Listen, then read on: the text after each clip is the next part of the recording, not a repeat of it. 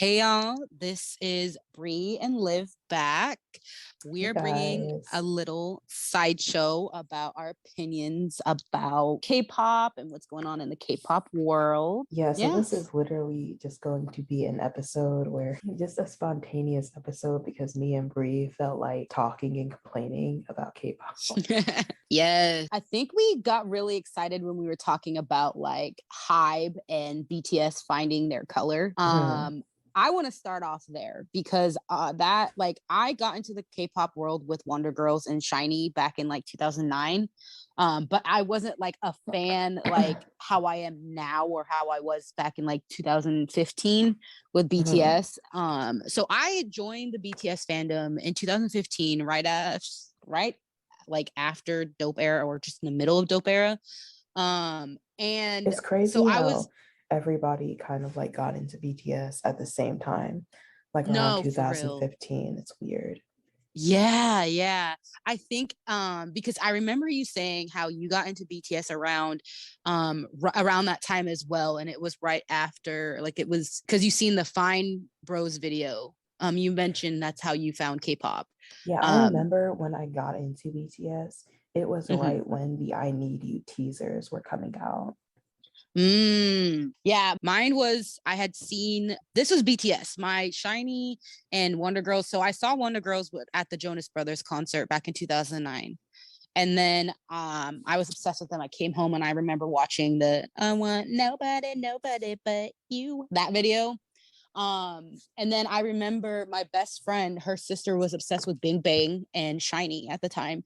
And I used to take my best friend's iPod home and she had Ring Ding Dong by SHINee on it. So that's how I was introduced to SHINee. And it was kind of in the same time. I think I might have been introduced to SHINee first. And then I don't know, it was in a mix. But I don't know. That's how I found out about them. And then I got into like Super Junior and stuff like that. But I wasn't, like I said, like a fan like I was for BTS, where I made like a Stan account. It was just and Girls' Generation. I would just watch their videos with my cousin all the time and talk to my friends about it who were also interested at the time. But when I got into BTS, that's when I kind of was like, oh yeah, I'm about to be a stan. Okay. So when I got into it was middle of HYYH era. And I remember like being so in love with that era and then going back and listening to their old shit. And I love their old shit, but I just could tell the HYYH era. I just felt like this was their color. This was what worked best on them versus their old stuff that they were making. And then we slowly go into like the Wings era. I still remember that era like it was yesterday. That was like one of their best eras besides HYYH. And I thought, okay, well, if they're shifting, but I still feel like this is more of a mature concept for them, and this might be their color. But then they just kept changing and changing and changing and changing. So you already heard my entire like K-pop story.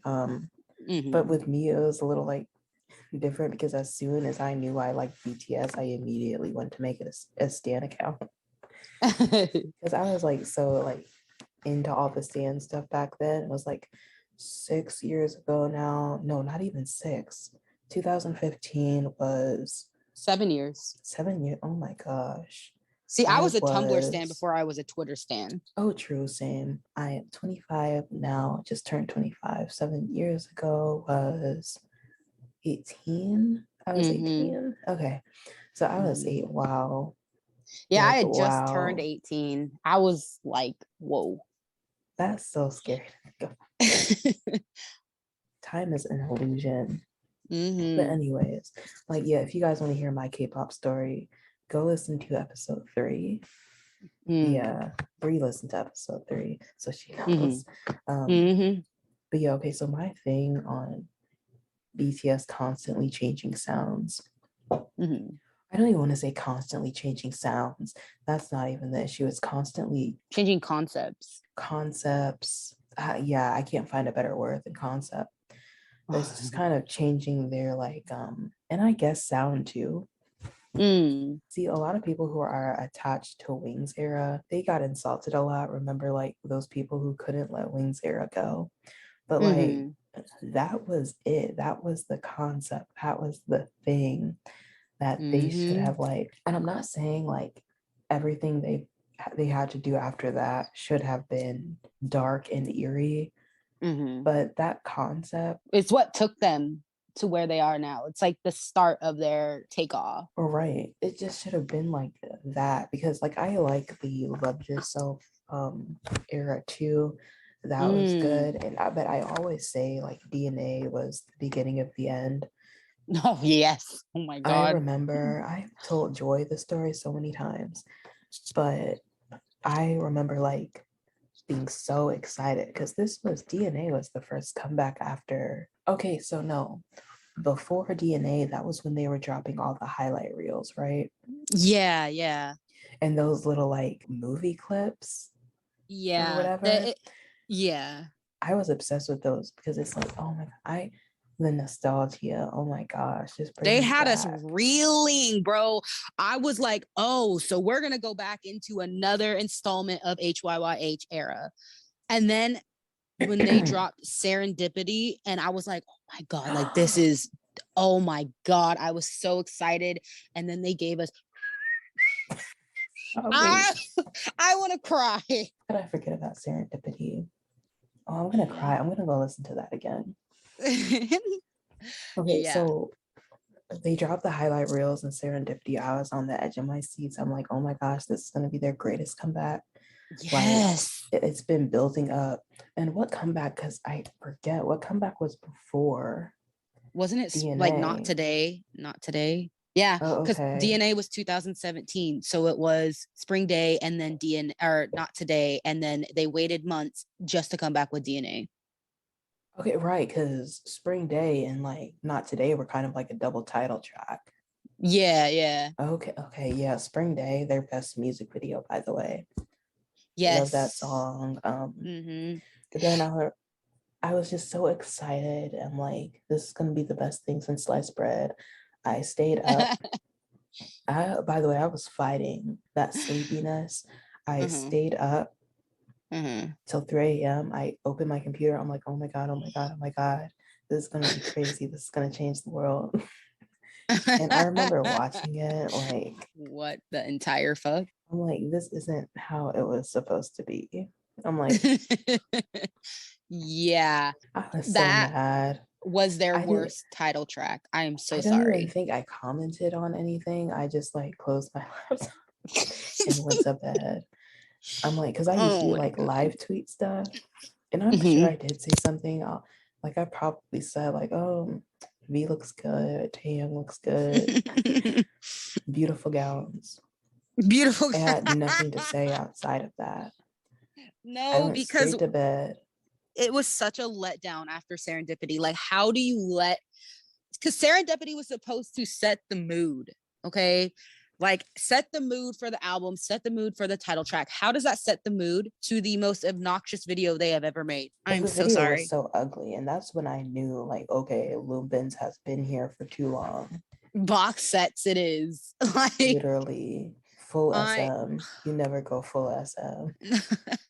No, because that really was their, like, before that was their first. I mean, no, because no more dream, and no, not even No More Dream. What's the one called? No, it's not No. One of those like thuggish ones that they did.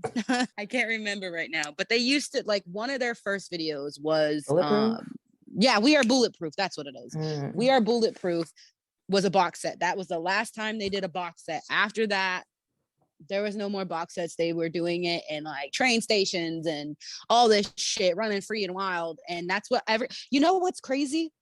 That's why everybody loved BTS, because they were one of the first few groups who went outside of the box because it was popular back in the day.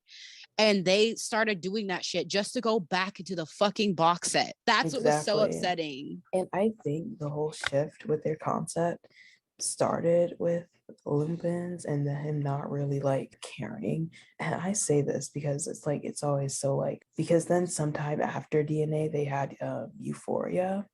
And like, then that's where my argument kind of like gets a little shaky, because I loved Euphoria. Mm-hmm. And that music video, that video was kind of like a tease, and I'm like, oh, like this is what it should have been. Like, definitely, where has it been? And I think it's just like, I feel like the reason why it also was just so, especially now with Permission to Dance and Butter and Dynamite, like with BTS, the reason why so many fans love their music is because they were great storytellers in their music videos. And it just kind of flew out the window with DNA and now the newer songs too. It's like, and Boy With Love, like all their newer songs, there's no storytelling. The whole reason so many fans loved BTS is because we were able to make theories. Like some of the best moments in our fandom was like reading through the journals, reading and trying to piece together everything and the highlight reels.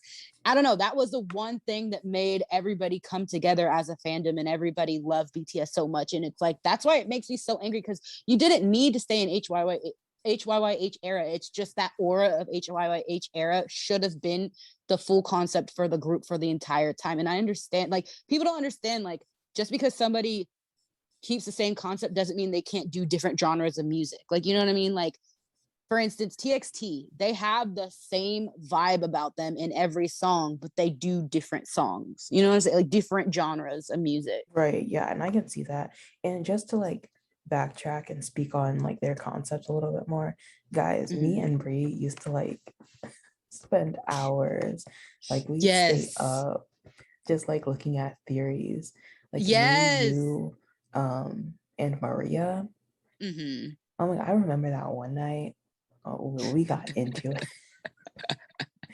And like into it like so much so where like I started to get scared for some reason. Like connecting all the highlight reels and stuff. I'm like, oh my gosh, this is getting eerie. No, and I was that's scared. I'm dead. She said, and Joy wasn't scared. there because Joy just was always like employed and doing real. better things. No, for real. No, yeah, I miss those days. I miss being able, and that's why I kind of feel some type of way about it, about BTS is going kind of the Western route. And I remember when I first noticed they were going the more Western route, and I know a lot of people didn't want to admit it until later on when they finally seen it and they were like, wow, yeah, they totally went Western pop route and kind of forgot their roots. And the reason why I feel like they catered and pandered to American Western pop and trying to get on the radio rather than sticking to why they have their fans that they have. You know what I'm saying?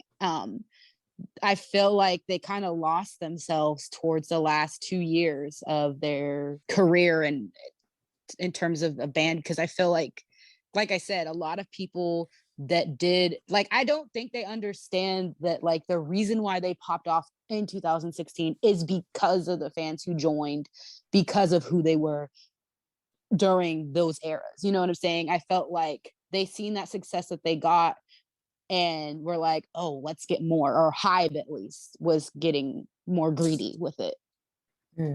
And to speak to them like kind of pandering to the West, I almost think it was less about that and more about them not having anything to like, okay, so that started with COVID, right?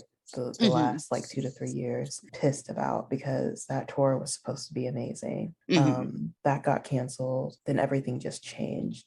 Map of the Soul, that was a great album.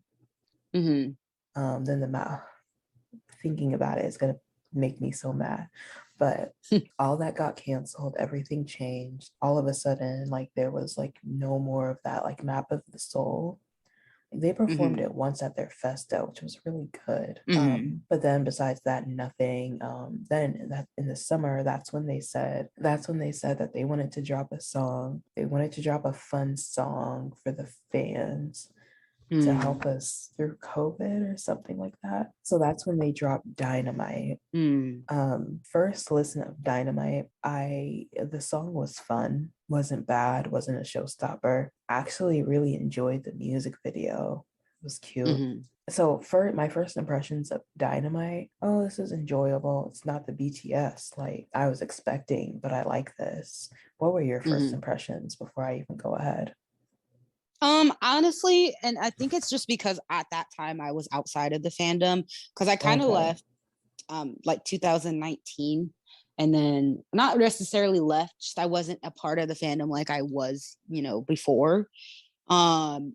And I think my first impression of Dynamite, like I had mentioned, is because Boy With Love came out before that. So I was like, okay, like I feel like that was a hit for Western, for Western like pop, but it was in the sense of like BTS's. Like it still felt like BTS, I guess. You know what I'm saying?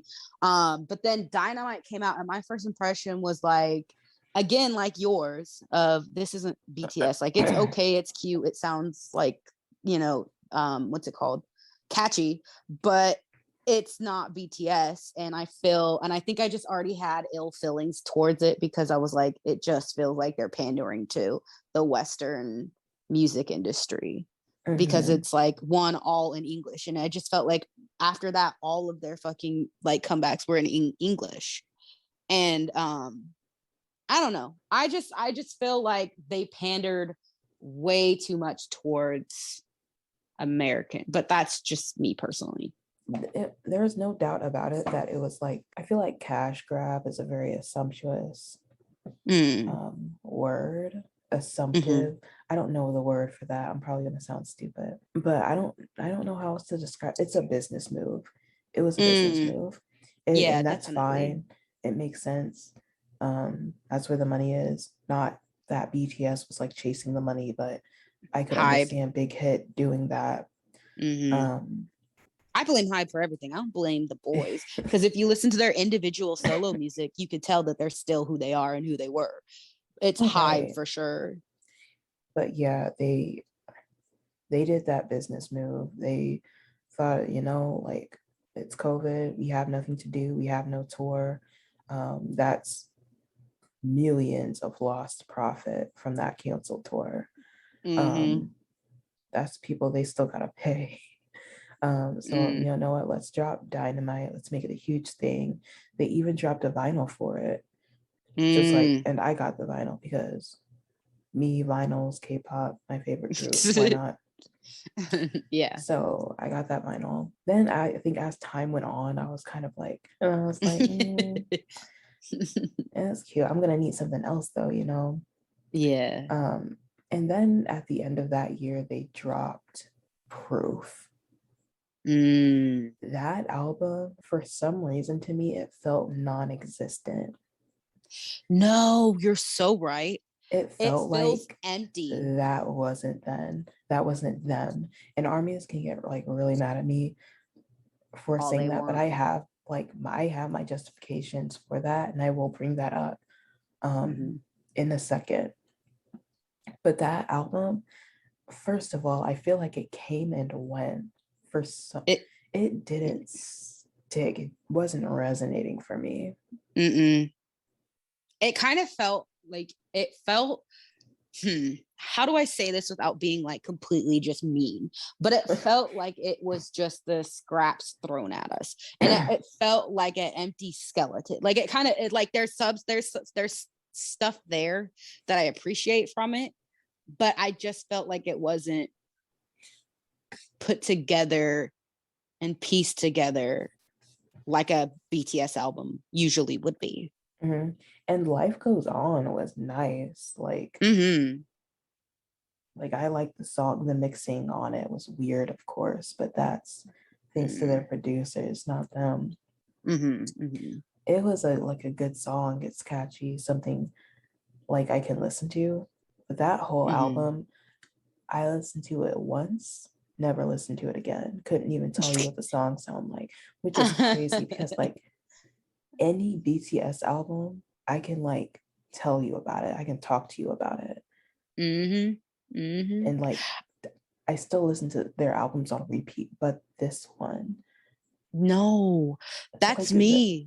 As time progressed, BTS's albums had got less and less personal. And that's just personally from my perspective, because I felt And then I feel like there's a lot of albums where they're just combined albums. Does that make sense? Or whatever, like where they're combining all like music that they had already put out and putting it on an album and adding 2 new songs and then selling it for $60.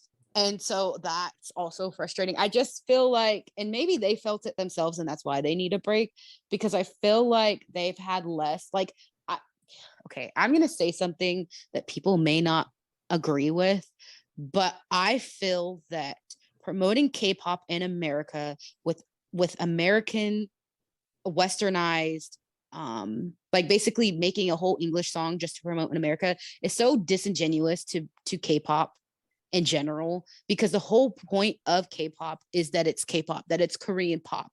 Korean pop should not be trending in America just because they're speaking English. That's so xenophobic to me that like, so you're telling me that the only way K-pop can be possibly like popular here is if it's in English. Like you, that's why I wanted so bad for like BTS to put out a song that was fully in Korean, and to them that wasn't like poppy and made for radios, right? Like I wanted it so bad to happen and it never happened because I felt like Big Hit was catering towards the American market, but not in the way that it should be doing it. So I just feel like, yes, K-pop has broken into America, but it hasn't broken into it properly for their image to be portrayed as like Butter or Permission to Dance or any of those last like few hits that they made, because that is like far like the furthest from what type of music Right. BTS make. I wish they would have blown up when they did like Blood, Sweat, and Tears or something. People listening are probably like groaning, like, oh, another Wings fan. Like, no, I do not care. No. And to speak on that, you know how I know Blood, Sweat, and Tears would have done fucking numbers? Because Blood, Sweat, and Tears came back and was a popular sound amongst like locals on TikTok. It was like a remix sound of Blood, Sweat, and Tears. It was slowed down and people were doing a viral dance to it. And they still do the dance to it till this day. And that's why I'm like, and then like a lot of people were like, oh, I didn't know this was BTS. I didn't know they made music like this. And I'm just like, this is why it makes me so angry that Big Hit like went with the poppy tunes, like the fuck it to promote, because now people now are just like, yeah, I like it, but it's like I feel like they just made BTS like a one-hit wonder, basically, because you know those one-hit wonders where everybody knows it, but like nobody really tunes into those artists. I feel like that's how Dynamite and Butter are for BTS. They're like, oh, it's a viral hit. It's popular at the time. It gets stuck in my head. It's an earworm. But after that, it's like, that's it. And I hate that Big Hit's promoting BTS like that, because they're more than like, they're one artist. They're one group of artists, however you want to say it, who like have so much to give. Right. And they've built their career up so much with so much like good like music. And then for them to just all of a sudden get to like I'm gonna say they're at their peak, honestly. Their prime. Yeah. Like they can't get bigger than this. Like no, they're like on a world scale. So and now that they're at their peak, this is what people see of them. It almost disturbs me. Like not even to be dramatic, like so much good freaking music, including B-sides, and like now people know them for Dynamite and Butter. No, oh god, it fucking kills me inside, bro. I'm so angry, literally. And it's like, okay, so just to like tag off from Proof and continue that little journey. Like I said, I wasn't resonating with Proof. Then after Proof, there was a huge, like almost a year gap, right? Until Butter came out. And that's when Butter came out. Okay, and then, Butter is the music video where Jimin had like the big, like Elton John campy glasses, right? I believe so, yeah. Okay, yeah. So then, like, they took like a year off. Fair. They can rest whenever. And then they dropped another single, which was Butter. Oh, I have again, like first impressions. I love that music video. It's something about, again, I felt like kind of the same way. Like, oh, the song was cute. All English again, was it? Was it all English? What, Butter? Yeah. Yeah, all English. Okay. Like I have no problem with a K-pop group doing an English song, but just let it be good. Like, anyways, like I thought it was a cute song. Like, no problem with this music video. That shot of post up like dancing in the elevator, that shot made me like emotional. When I like first saw it, I'm like, oh, like I love Hoseok, and I'm just glad to see he's still like doing his thing. I just love that scene for some reason. But then again, I was like, cute song, cute video. Again, it doesn't feel like this doesn't do anything for me except for the fact that I almost cried. But besides that, I was like, doesn't do much for me. Cute song though. See you guys next time. That was basically it. What about you? See you guys next time. You say, what about me? Honestly, I'm gonna say the same. It's the same feeling of like Dynamite. Any of their English covers, I really didn't pay attention to. It was kind of like I watched it once and then I just didn't watch it ever again. Like I can say, like most BTS videos, I watch 1,000 times. Like they're older ones, but Butter, Dynamite, Permission to Dance, any of those, like those bright, colorful English ones, or literally have watched once and I never watched them again. And I just hear him on the timeline, or I hear him on like TikTok, and I don't know, they, like you said, they don't stick with me. Then they took like what was the gap between Butter and Permission to Dance? It couldn't have been like another full year. I'd say like a half a year, probably. I don't know. Like I don't pay attention to them at that point. I'm not gonna lie to you. But anyways, they took another break.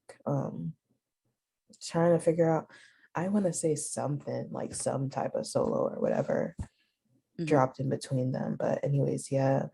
Then they came out with Permission to Dance. And that was say like, what you gotta say. I'm like, okay, it's a pattern now. So I'm like, fool me once, shame on you. Fool me twice, shame on me. Fool me 3 times, we're over. We're over. Except we weren't over. I still have a lot of love for BTS. Oh yeah, I do. So the fool me once was Dynamite, twice Butter. And they didn't fool me, but you know what I mean. No, but I know. Like, and then the third time, Permission to Dance. Permission to Dance, didn't find it cute at all. It was a horrible song. Horrible video. That was when I was like, okay, yeah, they've Lumpins and Big Kid have lost their minds. There's no way, because at least Dynamite and Butter were like decent, you know, like I can like dance to those. Permission to Dance was like, sounds like a fucking Target commercial. Why are me and you always like being the same stuff? I said like back to school Target. Yes, but not in the good way, like soundtrack. NCT. Not like NCT's fucking Touch video though. Not in a Touch. Good way. That's good Target. This is bad Target. This is the Target that like everything rips after 2 days of wearing it. Right. So awful.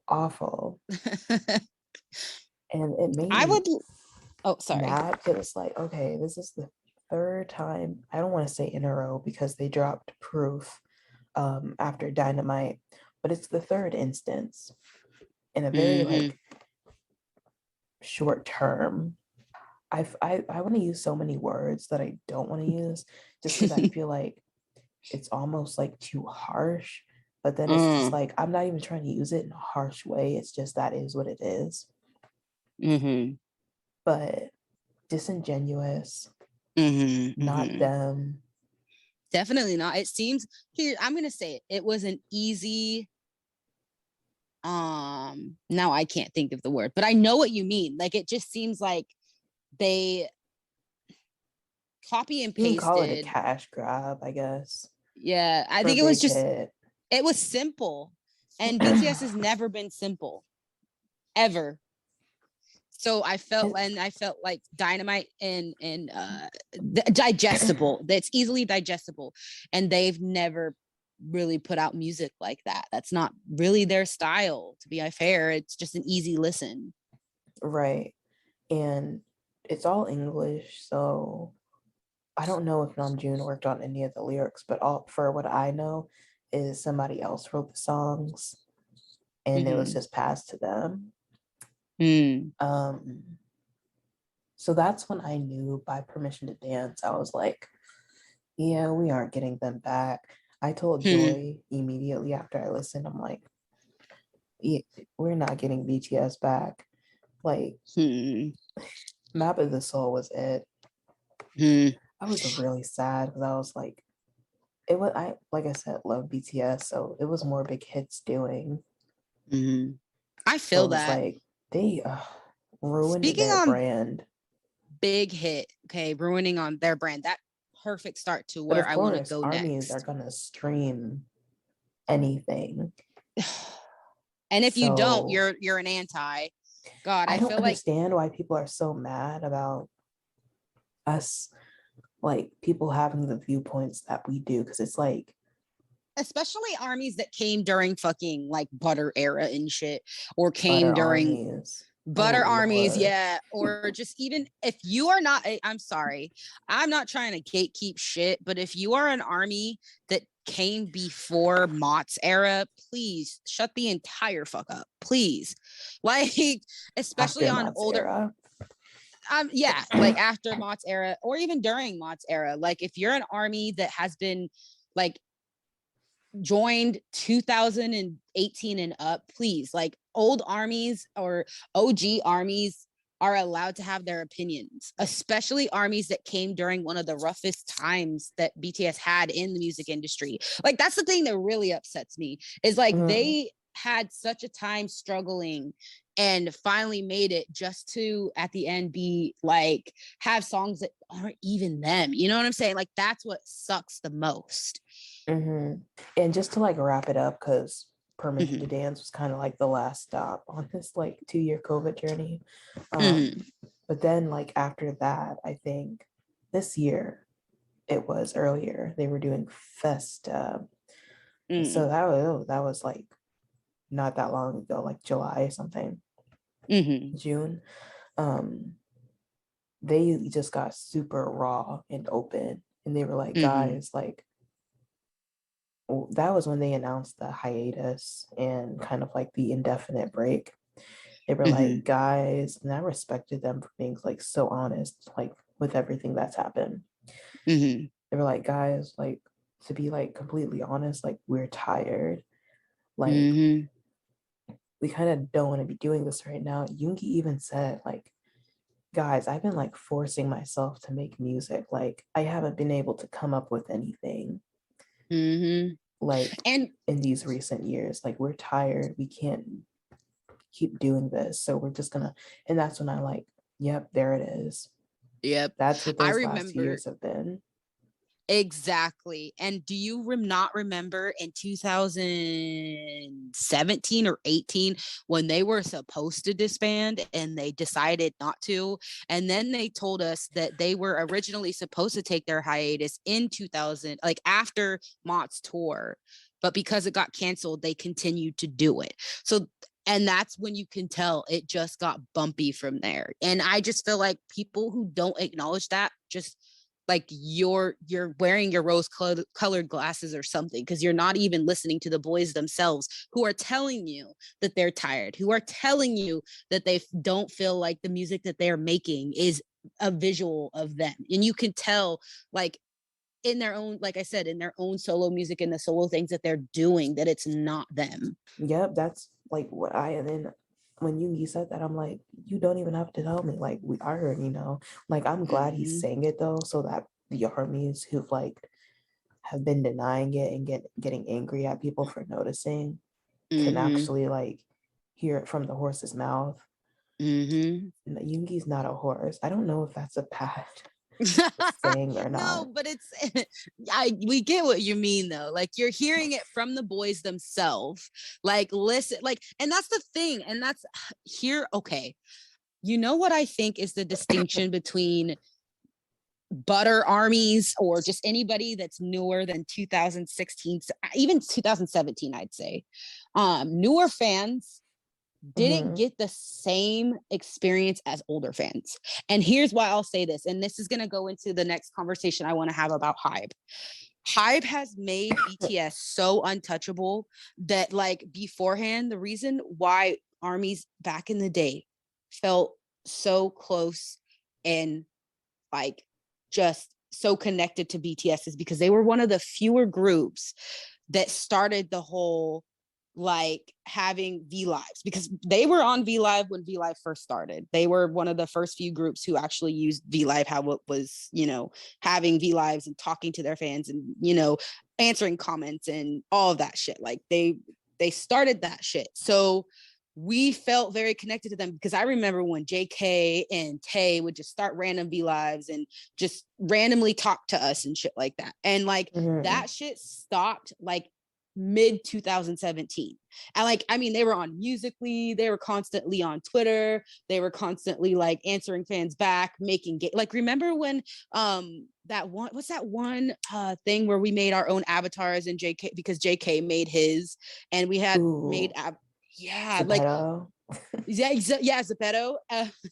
But yeah, like it was like we had closer relationships. I remember us doing fan cafes so we can get into the chat room with Jungkook, or we would play games with Jin on the Maple Story and stuff like that. Like, and then like mid 2017, they just fucking quit everything. 2018, I'd say maybe they quit all that communication, but 2017 for the V Lives and stuff. Because I remember I was on V Live and I was raking up like crazy because I would watch the lives when they would happen, you know, and I would like comment and like them and stuff like that. Like, so we had more of a connection to the boys. And after 2017, it was like not BTS, Big Hit cut off all types of like personal connections that we had to the boys. And that's like, now we just get some like posts on like Fan Cafe, you know, of them saying, not Fan Cafe, what's the new one? Weverse.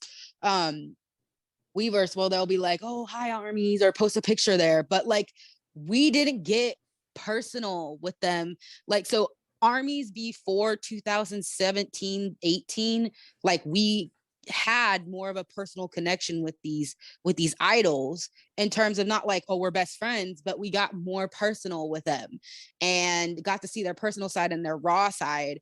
And that is why we understand, like they would go through and do album reviews of their own albums and reviews of albums that they like and shit like that. Like, so we heard and got to pick apart their minds when it came to their albums and their music and stuff like that. So now we're just like, this does not feel like them. I don't know. Maybe that's just me. But how do you feel about that? Like, I definitely get it. Like, okay, first of all, I just want to say, remember that time when Jungkook said he would go into Fan Cafe and start group chats every day? He did it like one time and never did it again. And I remember, you know how I remember, because me and Joy would literally, I think it was you too, would try our hardest to get to, because you had to be a certain level to be on them. Right, and like practice the questions. Bro, those fucking quizzes were so fucking hard, it was ridiculous. And we never passed them.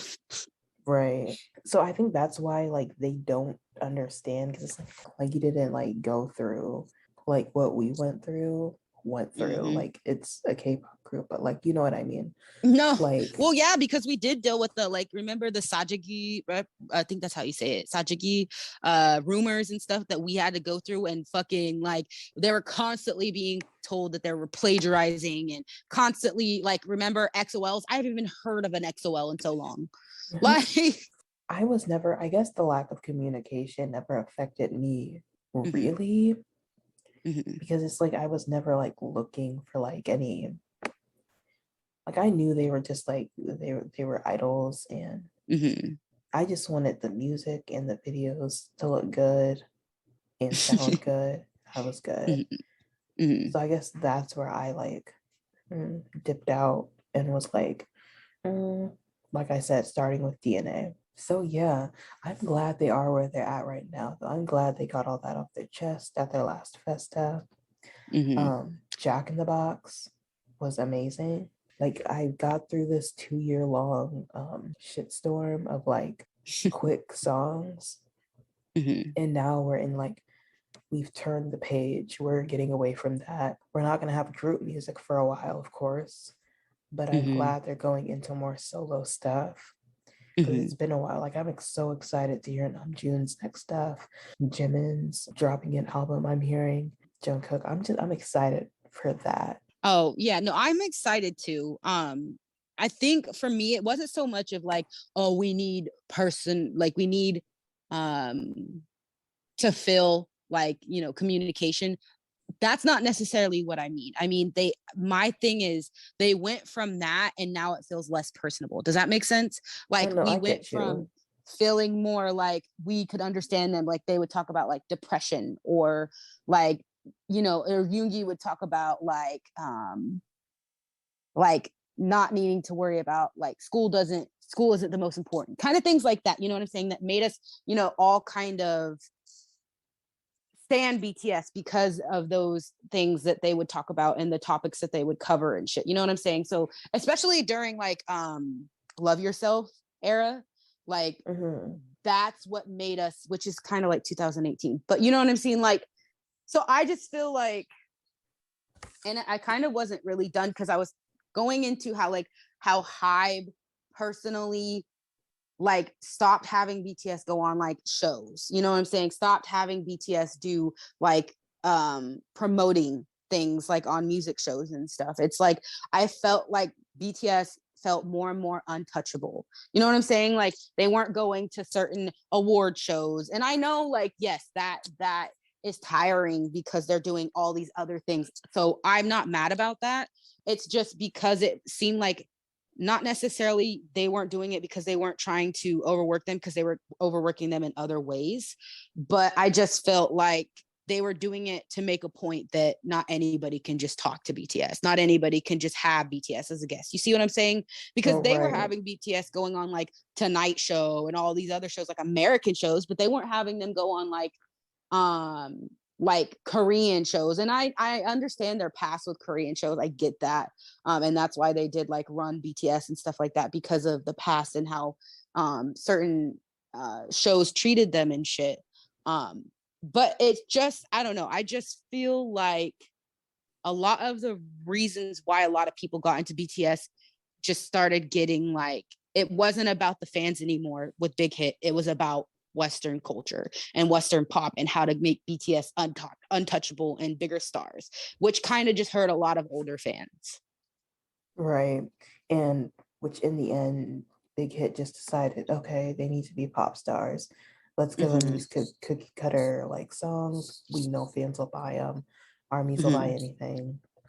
And we'll just see the cash flow. Oh my God. Do you remember when they were selling water bottles? Oh my gosh, yes. Like no, guys, to the listeners, not like water bottles that you can like refill and take with you. These are like water bottles, like great value, like their own brand of water. Literally, it was crazy. It was wild, and it was expensive too. I was like, oh my God, they know. Big Hit at this point knows that like armies will buy literally anything as long as they put BTS's name on it. What was it, like $20-something for a case?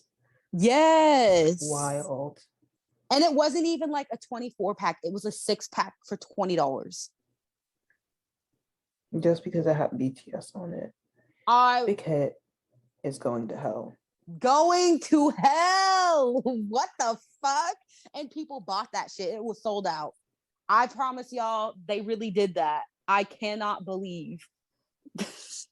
Oh my God. That is embarrassing. Hell. Yeah. Chair, make it electric, because what the fuck? Oh basically. My God. So yeah, that's been our kind of like commentary on the last 2 years of BTS. We hope this little like indefinite hiatus will give them some like clarity on what they want to do going forward. But I still have love for them. They've helped me through my most like roughest time of my life.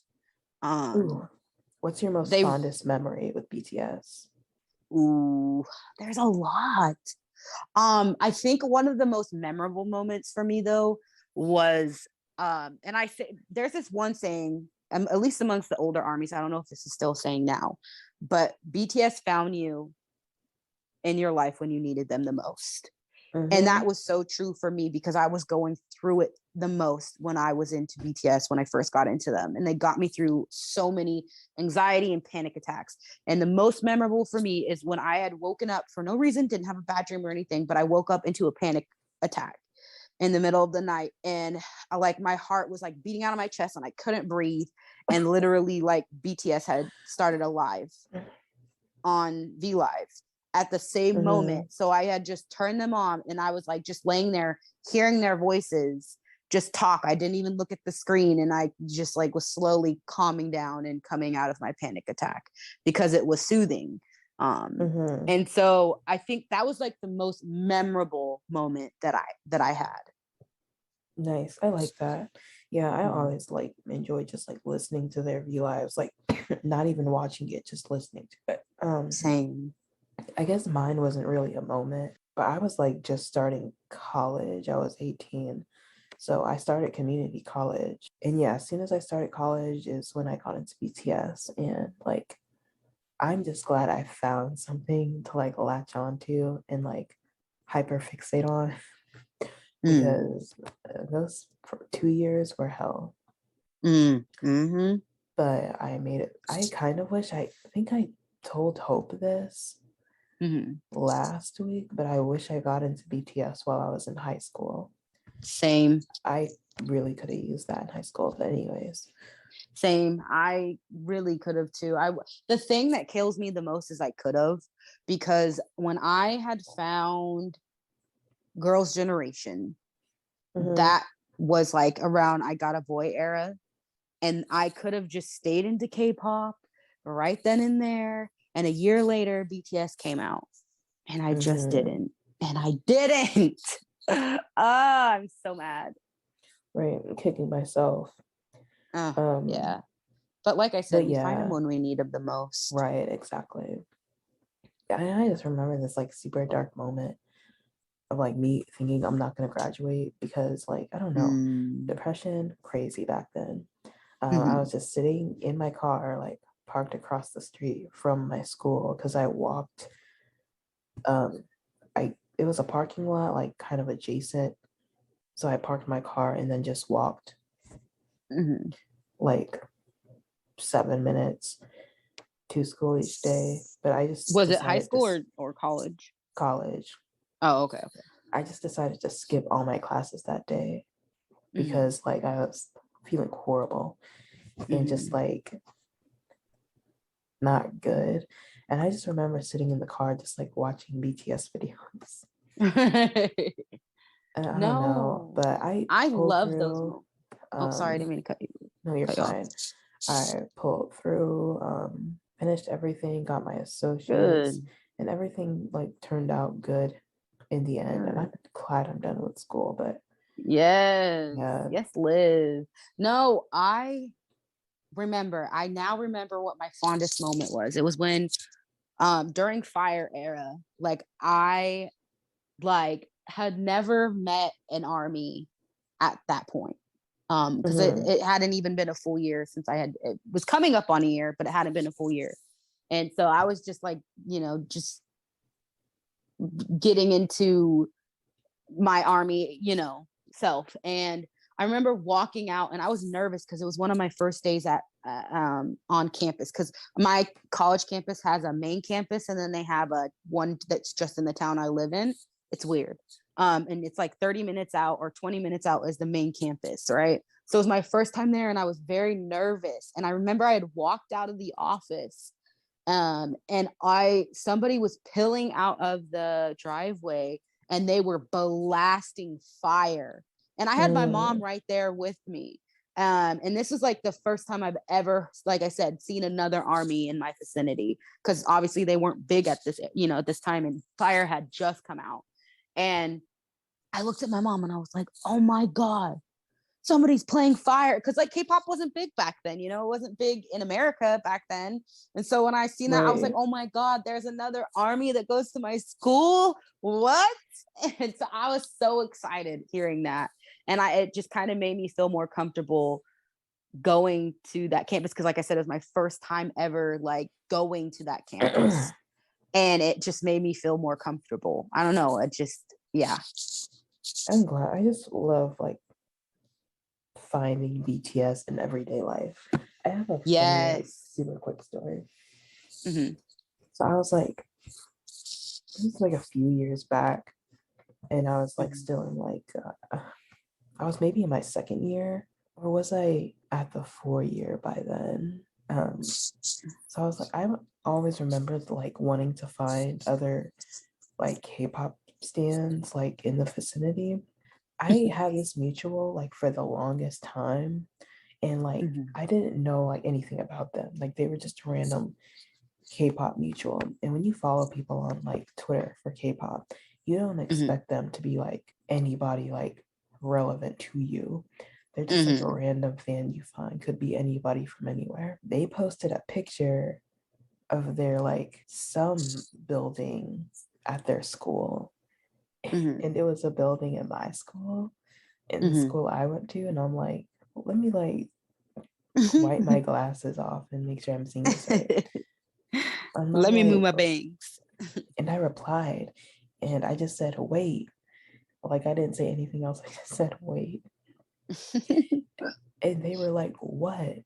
And I guess they were scared too. I'm dead. Like, wait, oh my gosh, did this person go to my school? And so they were scared, I could tell. And I wasn't gonna say anything because I was like shy back then. I'm like, nothing. I think I just visited this school once because my cousin was there. I'm dead. Like, oh, okay, that's cool. And just like that was it. I'm not mutuals with them anymore just because I think just I switched accounts so much I just lost track of them. But that was funny. If that happened today, I would like it would be different. But I was like, dang. No, that's so crazy.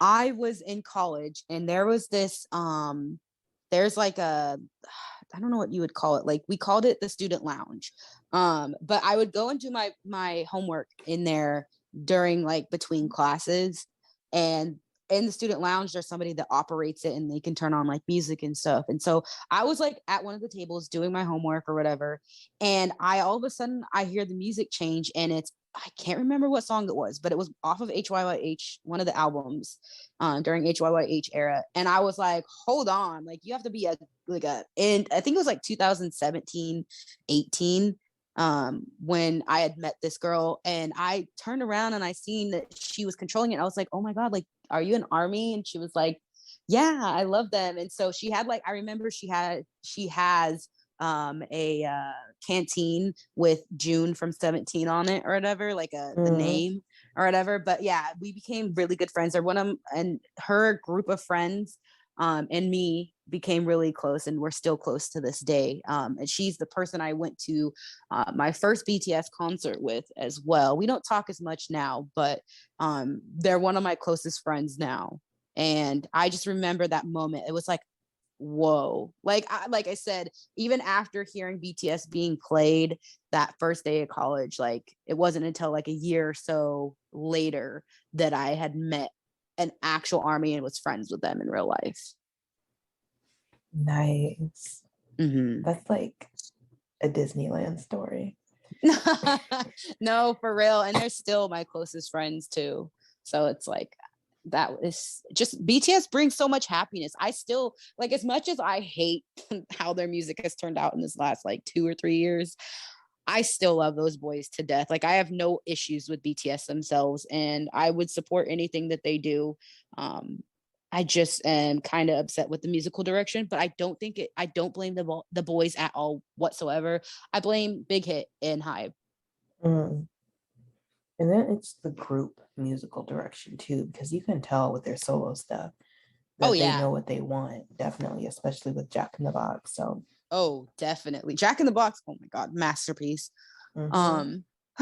Man. So yeah, that's honestly HYBE as a company. Can we talk about like the monopoly? I know you said you wanted to talk something about Right. I that, like was your opinion. just about to segue into that.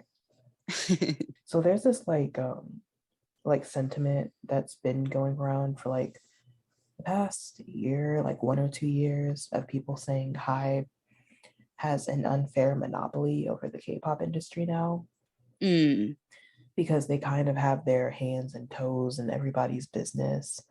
And they're popping out like all these groups from literally different labels. So you can't really like pin it all on HYBE. So it's like they're everywhere, but nowhere at the same time. What are your opinions on that, first of all?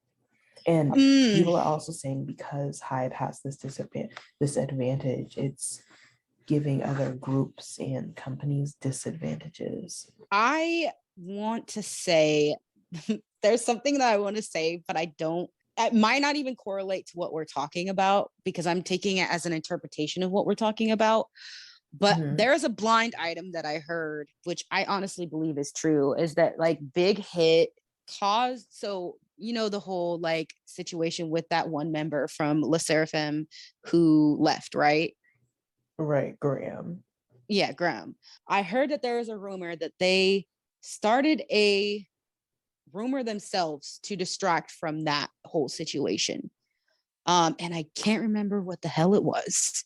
I will remember later and I will let you know. But yeah, basically, it's also like a rumor that Big Hit, or not Big Hit, but HYBE pays off a lot of people so that a lot of their scandals, especially under Big Hit, get, I guess, not talked about, I guess, which I mean, I get it. Like, that's good because they're protecting their artists. But so was I can. Sorry. Was that What were you going to scandal say? that they made up? Would that happen to be the whole like Tay and Jenny? Lisa That's what it and was. Tay. I thought it No. was Taehyung and Lisa. Okay. So, are you talking about the Paris thing? Yeah, because I know a lot of people like that whole like thing happened between whatever Blackpink member and whatever BTS member, and articles kept popping up, and people kept saying like, "Man, this is just Big Hit trying to distract from." No, so I think it was the Jenny, when Taehyung accidentally followed Jenny on IG, and people were like, "Oh, Tae and Jenny are dating and all this shit." Like, people were thinking that was to, and then because dating rumors started after that, and people are thinking that was also, I mean, the Lisa thing might be also to cover it up. But I know a lot of people are saying that Big Hit are creating rumors to cover up the whole Le Sserafim thing. Right. So I just remember like a random slew of articles of like Taehyung and Lisa, they were spotted together like just out of nowhere, and people having that like assumption that, oh, this is just Big Hit like doing noise marketing, like Taehyung needs any marketing. But yeah, I honestly think, again, guy, that's all alleged. Like, I honestly in the words think, of Hope.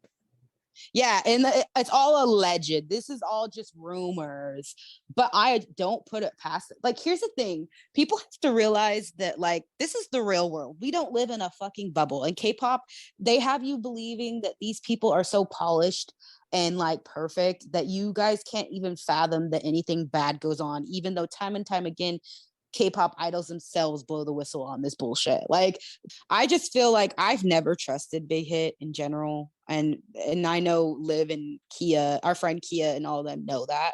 I've said it I don't trust Big Hit. I never trusted them even before they got this big. I just and there's so many people that will defend this company with their whole entire lives, which I don't understand. Don't ever fucking defend people who don't even fucking know you. They don't even pay your bills. They literally will take any money that you like. They will do anything to take your money. You know what I'm saying? Like I don't know. They're one of the better companies. I'm not gonna lie. Like, they're better than YG, but at the end of the day, they're still a fucking fucking a part of an industry that literally just is not great. Right. And I think they more so do all that protecting of their artists is because they want to uphold the image. Like they don't want to like taint their image at all. So they'll do whatever they can to make their artists look innocent and like pure. So yeah, I guess. But to the whole monopoly thing though, I guess what I was speaking more to was like, I guess them having so much, like so many hands and toes in the industry that they can like, and I guess that's kind of what you were talking about too, was like them being able to pull strings with the media. Oh yeah. That's kind of when we first was talking about it. Yeah, that's what I was kind of getting into. So I'm like, I believe it. I believe that they can.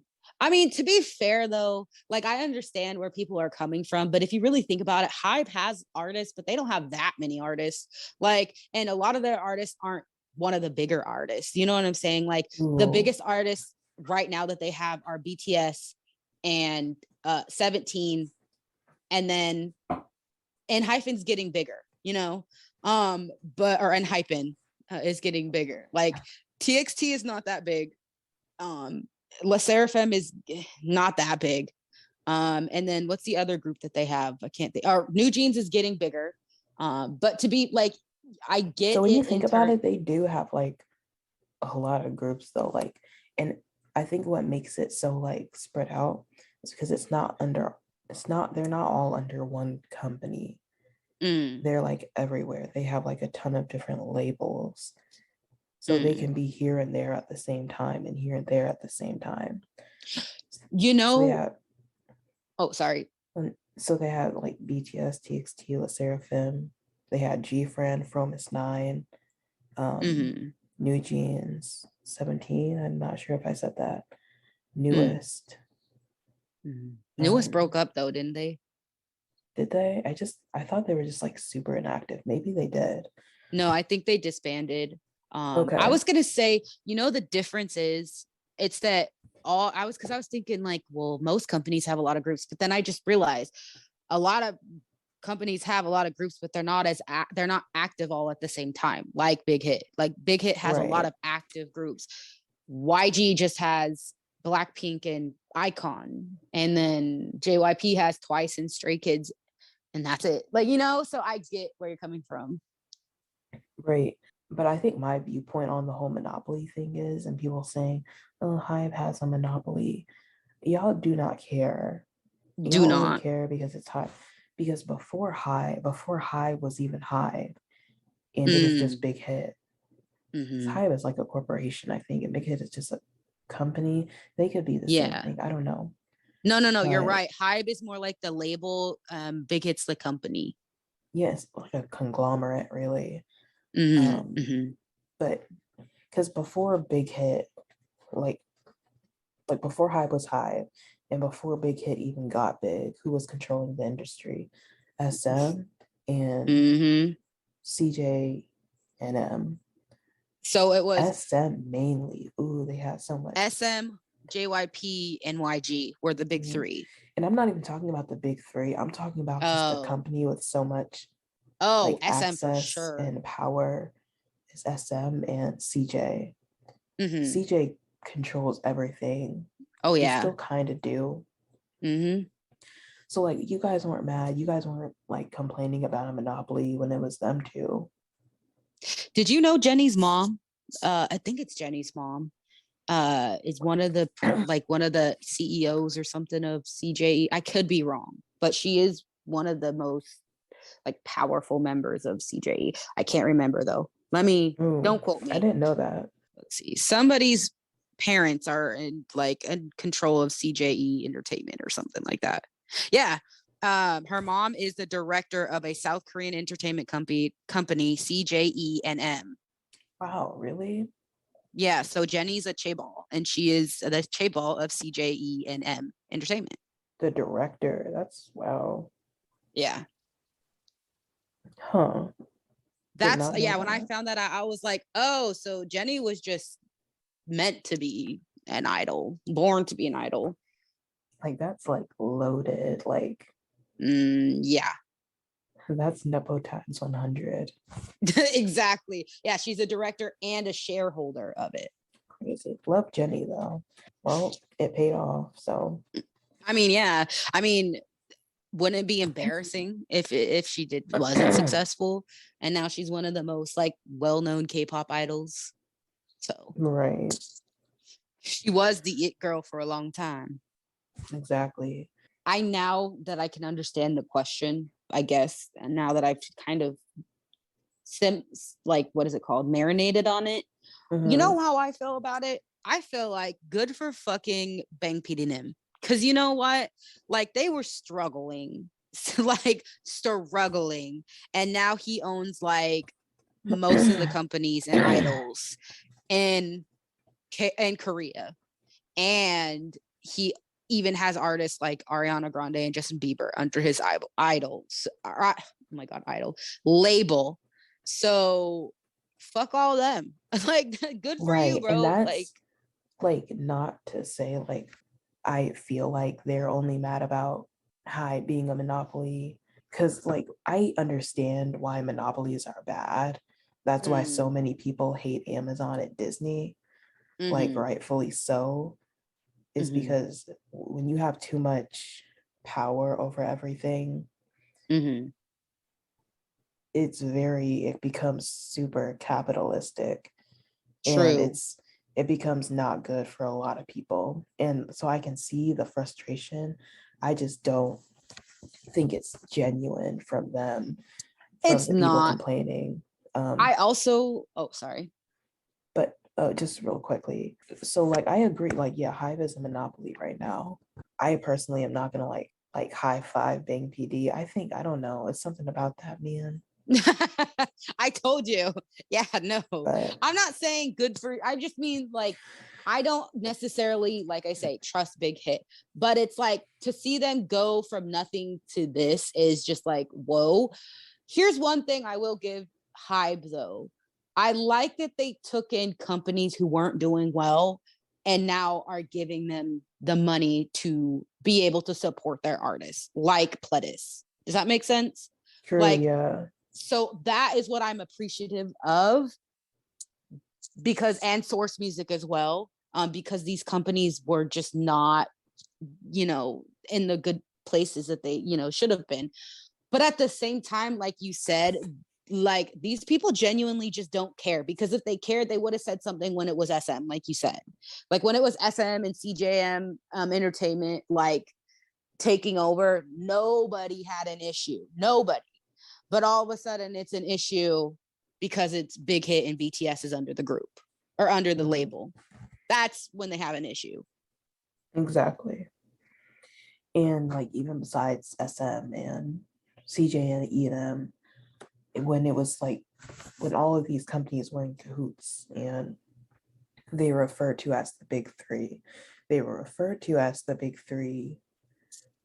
because they had so much power. So why wasn't it a problem then? And no, because they would really brag about that. Right. And I guess the argument would be, well, at least the power is like somewhat spread out between different companies, and now it's just one. It's like, okay, but you guys were still like praising and like bragging about 3 companies having almost all of the power over the industry. So it was cute then, and it's not cute now, huh? Yeah, exactly. Just, I mean, I don't know. Anyways, yeah. One thing K-pop stands are gonna do is be delusional and disingenuine. I love, that's like my favorite word, I guess. But no. Can we talk about newer K-pop stands though?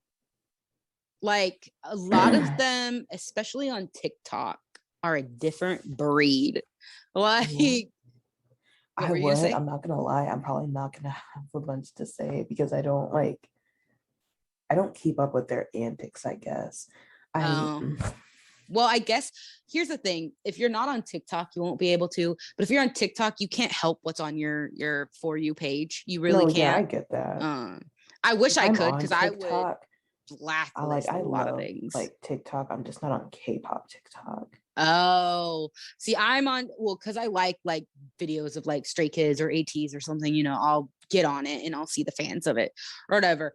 But like, okay, so this is what my irritation right now at the moment is that somehow I got on the side of TikTok where K-pop stans are reposting people's art without their permission, and then like rating it out of 1 in 10, and some of them are just horrendous with how they're treating people's art, and it's like it'll literally say do not repost on the picture, and then we'll like ask them like, did you ask permission to repost this? And they'll just like either ignore it or delete the comment, and it's like, you guys like are pathetic. Like, get like, make real content. If like, make your own content, don't use other people's content just to judge them freely on the internet for likes. Like, that's pathetic. Right. As soon as you told me about that in the DMs, I went directly to TikTok and kind of searched some of those videos up. It's really crazy. Like, because like, what gives you the right to like first screenshot somebody's art, and then not only that, but to then just like put it on this like grandstand, and have people judge it for you. Like, what do you get out of it? Yeah, honestly. And fucking and then just the other stands, like the delusion, like it's like I thought that K-pop stands were already delusional, but like the delusion is like 10 times worse on TikTok. But I was just gonna say, like, they're like, and then I just like had to comment on somebody's video and be like, listen, this is, because there was somebody who was like K-pop groups just aren't doing it, like boy groups aren't doing it for me, like, you know, at all, except for maybe one or two or whatever. And this person was like, oh my God, you're like, they like screen recorded somebody and then posted it and was like, oh my God, just shut up. You don't know. I'm just like, girl, are you 13? Like, it's an opinion. Don't let people's opinions ruin your day. People are allowed to have Jesus opinions. Christ. Literally. Like, I can't. People need to touch grass. That's like 80% of K-pop fans, though. Just for some like odd reason, like if it's an opinion and a completely harmless opinion, they'll get upset about it, and it's just like, find something to do. People need to really understand, like, not everybody's gonna like what you like, and just deal with it. That's the real world. Everybody's not gonna like the same things that you enjoy. And especially if somebody's not saying anything harmful, why would you let that affect you at all? You're just ruining your own day. Exactly. Yeah, I really kind of want to like get privy to all the K-pop news again. I guess I need to like some K-pop TikToks just so I can like keep up with it. But bro, TikTok also, though, it'll keep you on like the shit that's going down. Not gonna lie. Yeah, I'm like not clued in to any of that. So yeah. So what are your least favorite K-pop groups? Me saying, oh, my least, like I'm not the one who suggested oh my goodness. Oh, I know who yours is. You don't even have to. I know who two of yours are. Oh, tell me. Beast and Super Junior. Absolutely. Thank you. A lot of people are so like not aware of Kwang from Beast, who are now Please, let's dive into it. There ain't even nothing to dive into because I don't want to give them airtime. Do your research, y'all, before you stand a group or before you get into it, even though I haven't even heard of HYBE in years, but just know.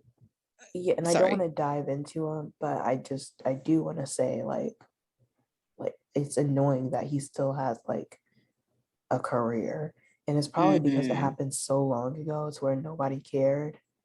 I don't know. There's some like 16-year-old K-pop stan needs to make like an exposing thread on him. 16-year-old, just so people can know. Do you mean like a 16-year-old like like age-wise, or how long they've been a K-pop stan? Age-wise. Oh, They love okay. doing those. Yeah. No, I don't know if I have a least favorite. I do know I have a least favorite artist, and that's Jay Park. Like, everybody who knows me knows I fucking cannot stand Jay Park. Have you seen the stuff with him in the TikTok? Oh my goodness, him and fucking Taeyong from Gravity. Right. He's such a fucking loser. Right. Because I saw the original TikTok of him dancing with HYBE. He just looked crazy. He looked so stiff. He was so stiff, and he was making the most wildest faces. Oh my God. The faces, like he was like sticking his tongue out. He was like really trying. And I told Joy, like, you know what? It's been years since he danced like this. I'm like, why'd they make him do that? Man almost broke a hip. Right. I'm dead. No, and then so did you see anything after all of that? I didn't. Okay. So it gets better. So basically everybody on TikTok is just like bullying the fuck out of Jay Park, obviously, and mimicking him, right? Then comes in Taeyong from Gravity, and he does it like it's a little snippet because it asks you to do a dance or whatever, and he did it, and like people were like, oh, we noticed you did that. And I guess like they were at the airport, and one of their American fans was like, oh, we seen your video, and he tried to act like innocent, and she was like, we know what you were doing. And so he went back on TikTok, and he was like, since you guys noticed what I did the first time, I'm going to do it the full dance or whatever, right? And he did it down to the dance that Jay Park did after finishing in Hypen's like dance moves and whatever. So you could tell he was literally mimicking Jay Park, right? So then Jay Park, like, we bullied him into doing a second version of it. So he gets him and his dancers to do the whole thing over again. And then at the end, Jay Park mimics Gravity's dances. Does that like so? Yeah. So at the end, where they're just like they just finished dancing, and after he starts doing his like b-boy shit, he like does some of the moves from Gravity's dance or whatever, because that's what Taeyong did. But Taeyong was copying Jay Park's little dance moves that he was doing after finishing in Hypen's dance moves or whatever. So he was basically like making it like known that he was mimicking Taeyong, right?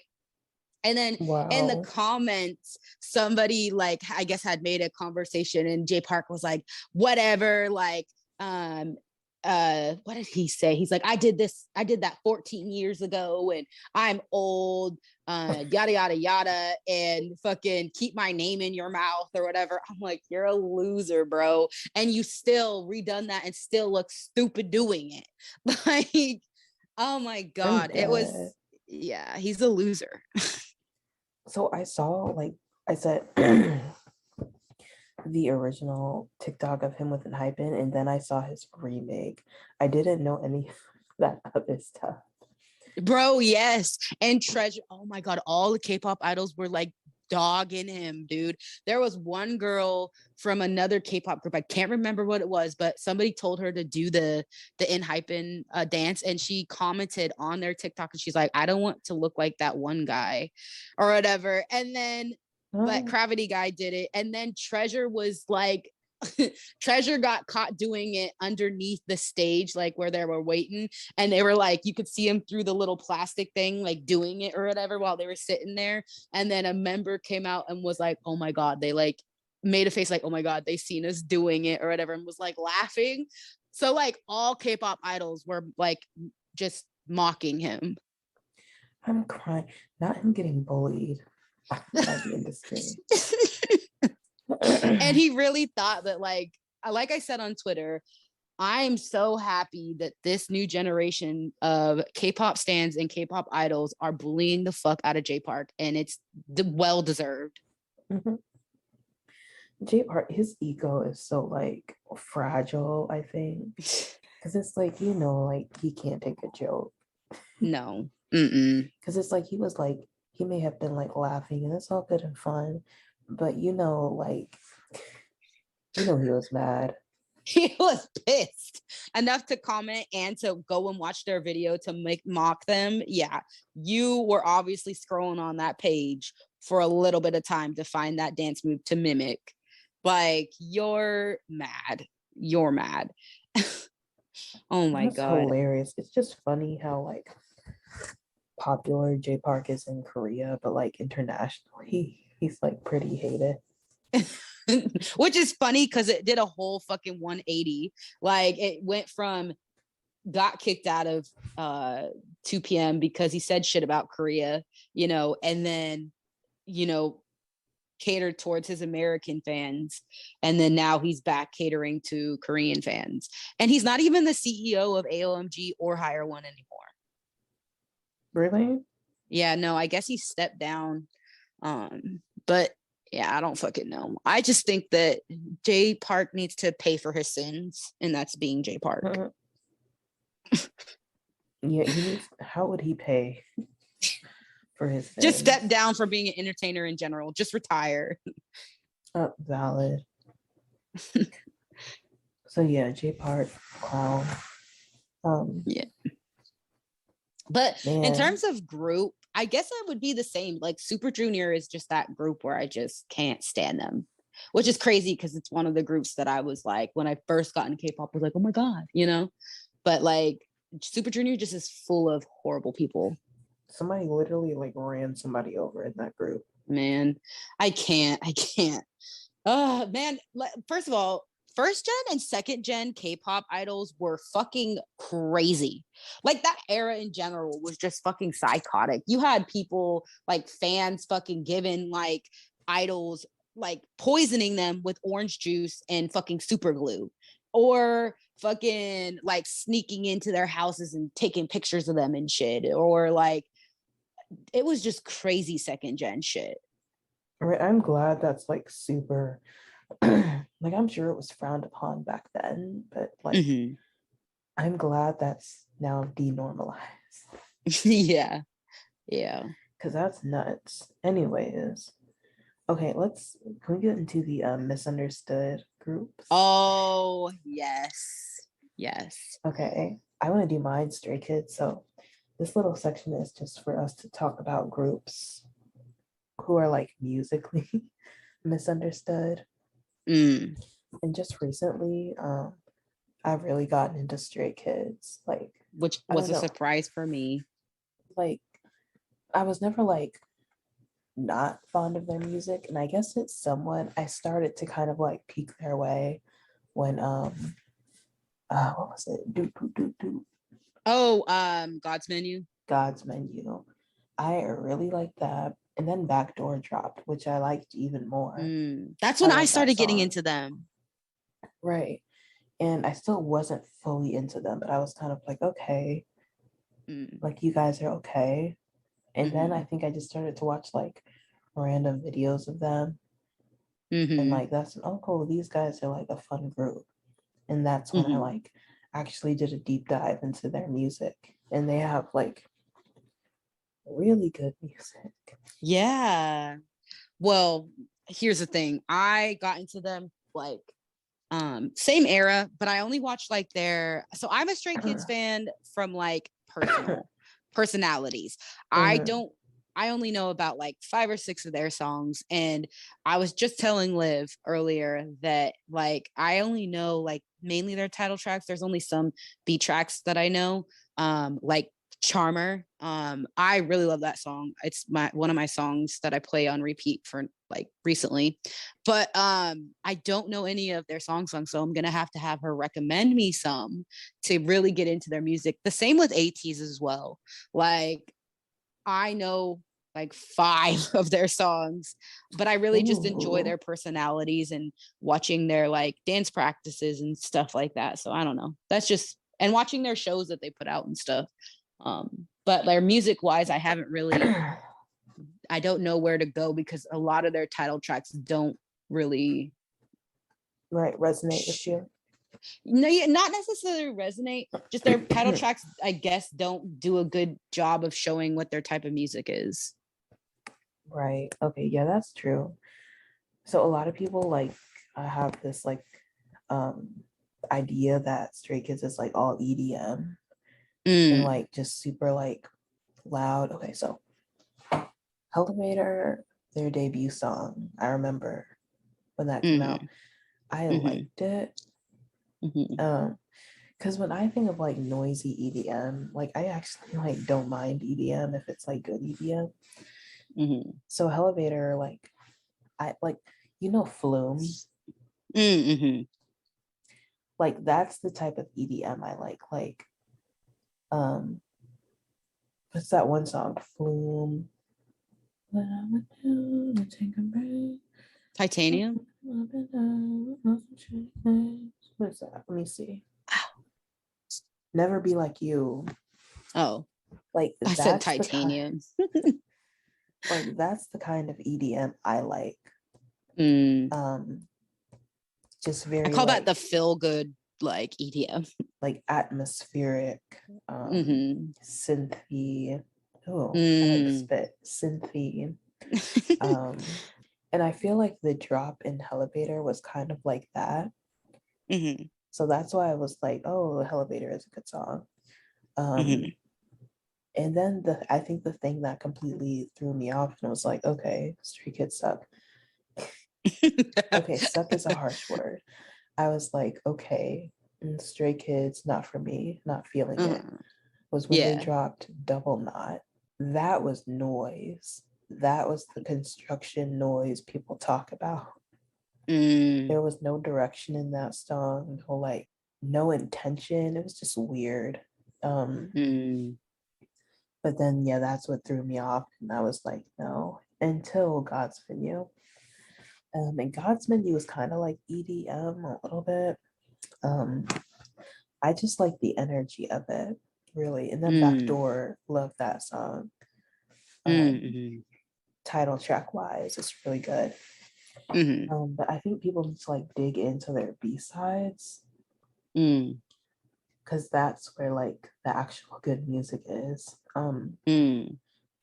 So their first song I want to recommend it's actually a Christmas song. It's called Winter Falls. It's like gorgeous. I will like that. It's not a slow song.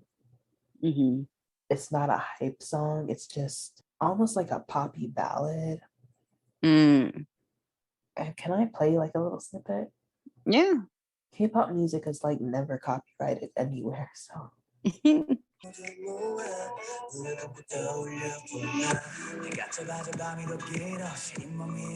Okay. Wait, no, you gotta hear the chorus though. That's the best part.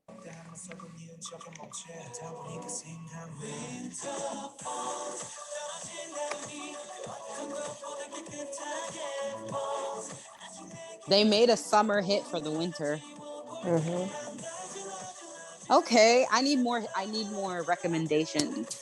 So please feel free. I think I'm just gonna go through and force myself to listen to their Stray Kids albums to see if there's like a song that just really resonates with me. Yeah, my second recommendation is X. X like EX or just X? EX. Okay, I got it.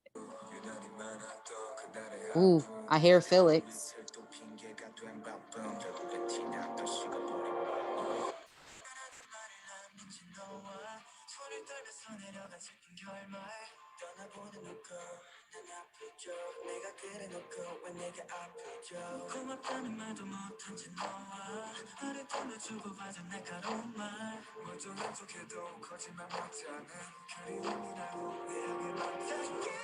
Okay. Anyways, yeah.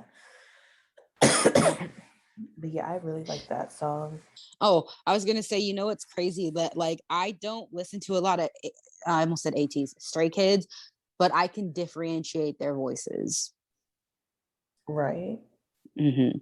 Especially, well, Felix mostly with me, just because deep voice and all, but mine is like Sungmin. Like I know when he's singing versus like when Lino or oh right, I feel like I know when Sigmund's singing too. he kind of sounds like Jin Young from GOT7. I really like that song because it reminds me of Rainy Day by Top Dog. Ooh, okay. I haven't heard that song, but that era where I was obsessed with Top Dog. I only got into Top Dog for Hansel, so I feel that. Hansel, where is that? He shouted me out one time. Really? Yeah, I was like a huge Top Dog fan, and he was on like I say he shouted me out like like he just what did he do? Like I was like me and him were like cool. I think I told him like say hi. Oh, when he was on live? Yeah, he was like walking through Seoul or something on V Live. And I'm like, dead. And he waves at the camera and he's like, "Hi, Olivia." Oh, that's cute. That happened so long ago, years ago. I probably still have it in my Google Drive somewhere. I think there was one video. I think there was one BTS live where I believe it was like an old one, so I can't, my memory's shitty, but I believe they had acknowledged one of my comments on there, and I was like, oh my God. I can't remember. You would think I would remember. Right. There have been so many times where I've like deluded myself into thinking somebody has read my comment. Me. He could have actually seen it though. Yeah. No, it probably didn't. I probably just assumed. I don't remember. You would think it would be more significant memory, but my memory has been shit lately. But I think that's just my mental health. But yeah. But Rainy Day by Top Dog. I won't play it since this section isn't about them, but yeah, Top Dog make really good music. Yeah, Top Dog really got played dirty. Yeah, their management was so horrible. And I'm mad they ended like that. Yeah, and now they're like some like didn't one of the members that were supposed to be in BTS go to Top Dog? I'm not sure. I do know one of the members is like a piece of shit though. Yeah, so. Yeah. I think it was a member that was a piece of shit, used to be trained with BTS and was supposed to be a part of BTS. Oh, well, thank God for that. Let's see. I know I have like at least one more Stray Kids song on here. I need to look into ATEEZ as well. ATEEZ, have you heard Inception by ATEEZ? I have not, but I'll add that. Their best song. Best title track. The second group is NCT. You're already like into NCT though. I feel like yeah, you listen to their B-sides and stuff. Yeah, I do. My favorite is Baby Don't Like It. Oh, one that I really got into recently that I like didn't pay attention to was Okay by them. It's basically with all of the rappers from NCT. Joy loves that song.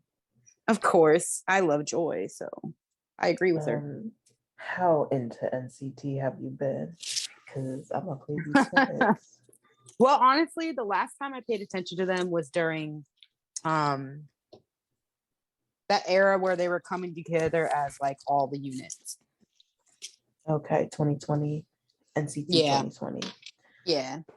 Okay, so Sticker put a bad taste in a lot of people's mouth. I hear so much Sticker slander. It's not even funny. Now, I'm not gonna lie. I hated Sticker when it first came out. It took me a year to finally get it. It took a year for it to click. And I listened to the song and I'm like, wait, this is like good. I'm dead. Like, you gotta make it past those first 10 seconds. And then it's like, I know the first 10 seconds are like hard to swallow.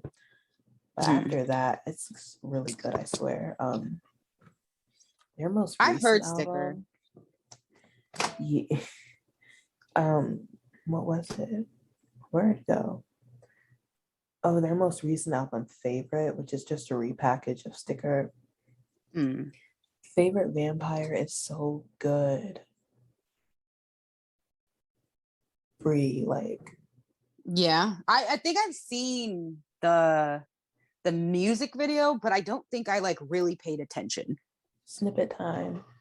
I'm dead. Focus. Off their recent album, Focus is so good. Like it's like some Frank Ocean type stuff. Frank Ocean. What do they know about that? I say that very lightly, very loosely, but it's the vibes are so good. So yeah, Focus. I will definitely listen to Focus because Focus is, if it is like Frank Ocean, I'm down. Mm-hmm. I have the physical CD of this too. Oh shit. Okay. Mm-hmm. So yeah, you like, it's kind of weird for me because you're not very like vocal about K-pop anymore, like on Twitter. Yeah, it's weird. So that's why it's so surprising that you like Stray Kids, especially. Yeah, it's like I don't know why I like don't like verbalize it a lot. Like I talk to Joy about it like a lot. Like she knows I'm into like Stray Kids and like a tease and stuff now. I don't know. It's not even that I'm trying to like not talk about it. It's just that like I just don't. It's weird, but I am. Yeah, no, I feel it. I have like a shit ton of K-pop CDs. The K-pop collection is huge. Yeah. Oh, sorry. No, that was it. No, my group of like choice that right now I'm really into 17, and I'm also into like TXT right now. Ooh, okay. Like I'm getting really into their. Yeah, I really like one thing Big Hit's gonna do is give you an all-around artist. I don't know. They're just super talented. All the I was gonna say this earlier about Blackpink. I feel like if Blackpink was given more creative like freedom, they might be better as a group. Does that make sense? No, yeah, like of course. Mm-hmm. Yeah, I just think that Blackpink should be able to, if they are really like interested in doing that type of thing and passionate about what they do, I feel like any person who's passionate about stuff like that really needs to learn the ropes and the ins and outs of that, of the art that they put out, or else they're gonna just not really seem like they want to do it. You know what I'm saying? Does that make sense? I don't know. No, that makes like perfect sense. Yeah, so I feel like the Blackpink's not going to succeed until they are like, I feel like Blackpink's not going to give us their best until they're really passionate about what they do. As far as like newer groups, y'all already know, love New Jeans. I love the styling for New Jeans so much. Mm-hmm. I love that all their hair is just like straight and natural. And hella long and healthy. Right. And it's so weird to see that there's no like weird color variation like with most K-pop groups. It's just long, like just brown. Hella long too. I also think that their styling is more comfortable too, especially for is it Hype Boy? Or is Attention? The one where I don't know the member's name because I haven't really learned the members, but she's wearing like basketball shorts. Like I said, I don't know names either, so I think it might be Hype Boy though. I think it is Hype Boy. Yeah, it probably is. Yeah, but they're just dressed comfortably, and I see like some pictures that people will post on the timeline of them going to like their like, or no, it would be on their TikTok where they're like doing dance covers and they're at a music show and they're dressed in like basketball shorts. And I'm like, see, that would be so comfortable to dance in. Like, I like that. Right. Yeah, I didn't like even mean to go deep into it. I just wanted to say that. But right now, who is your favorite girl group? Girl group. Honestly, I don't really have any newer generation girl groups that I'm really into. I'm not gonna lie. And that's just because I'm generation. What'd you say? From any generation. Oh, from any generation, Twice.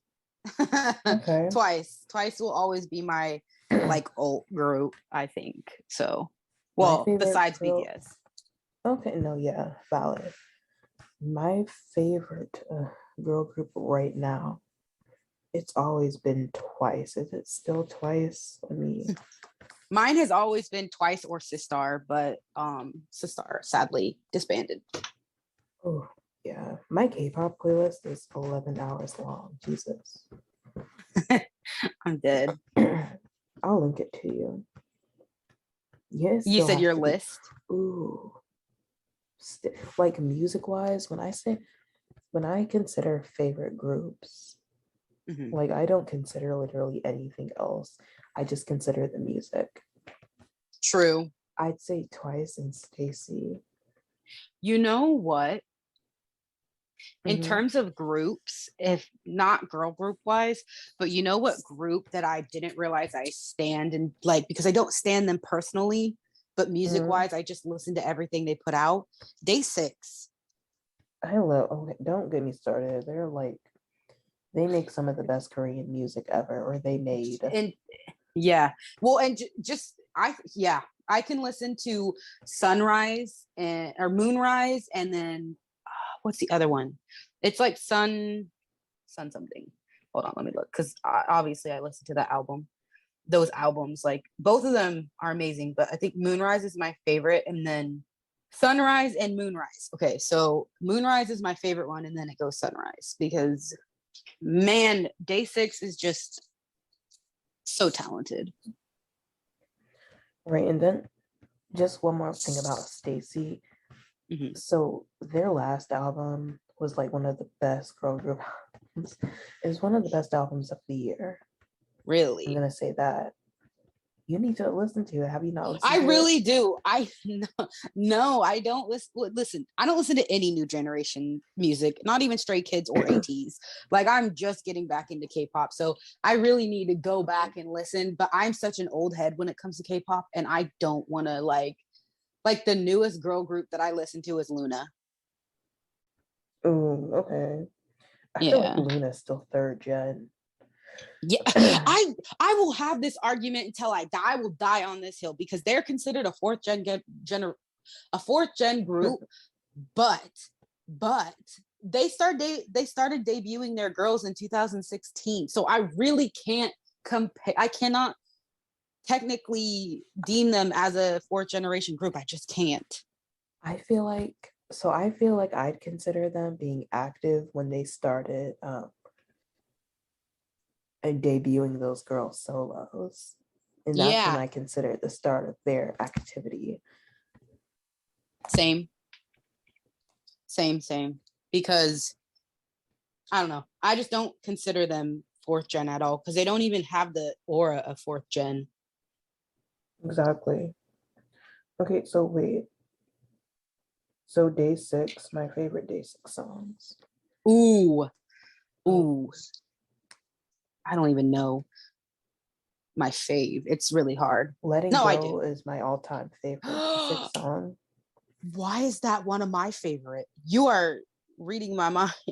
It's one of my, I don't like calling Day6 K-pop because it's not pop, but when I say K-pop, I speak more on like the industry of Korean popular music. Exactly. But Letting Go is one of the best songs in the world. Yeah, not even K-pop songs. It's like one of the best songs ever, really. Oh, yes. But yeah, wait, so do you like the newer updated version or the first version? Because I like the one where Young K is rapping. Yeah, that one too. The one on Daydream. the entire Daydream album. I still need to get that CD. Man, But yeah, I also also love. Oh, Blood. Sorry, no, you're fine. So Oh, you're good. Blood. I Wait. Such a good You song. Were Beautiful. I'm just gonna end up naming every song. Me, because You're Beautiful is one of my top 5. And I also love Zombie. Shoot Me. Wow, Day6 are good. There's just bangers on top of bangers on top of bangers, bro. No, for real. Because mine is I Smile. I love How Can I Say? I love I Liked You, or I Like You, and then I Loved You as well. And then When You Love Someone is one of my top ones. Oh. So I just realized I haven't listened to that in a long time. Yeah. Bro, nothing is better, especially when it's Day6, of not hearing it forever and then listening to it. Like Letting Go was one of those songs recently that I listened to. I was like, oh my fucking goodness. Excuse my French. Listening to that. You and me both. Oh, man. Anyways, I'm so passionate about Day6. It's not even funny. Right. Because I feel like they were snubbed.